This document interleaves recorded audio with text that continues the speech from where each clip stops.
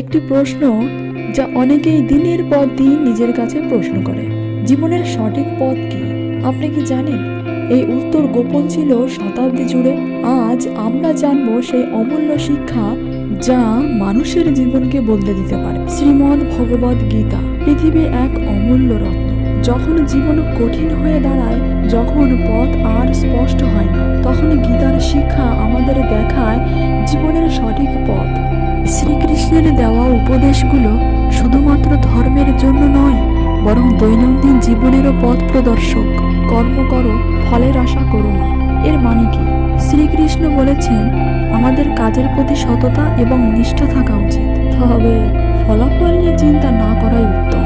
জীবনের এই দৃষ্টিভঙ্গি আমাদের উদ্বেগ মুক্ত করে এবং মানসিক শান্তি নিয়ে আসে। গীতার এই গভীর শিক্ষা আমাদের জীবনের প্রতিটি মুহূর্তে কাজে লাগানো সম্ভব।